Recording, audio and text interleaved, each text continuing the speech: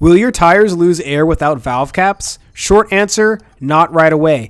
The valve cap doesn't actually seal the air is sealed by the valve core inside the valve stem. So if your cap falls off, your tire won't go instantly flat. But here's the problem. Valve caps protect the valve stem from dirt, water, dust, and road salt. If debris get inside, it can damage the valve core and cause a slow leak over time. And slow leaks are dangerous because you might not notice them. Low tire pressure can hurt your gas mileage, wear out your tires unevenly, and even increase blowout risk, which you definitely don't want.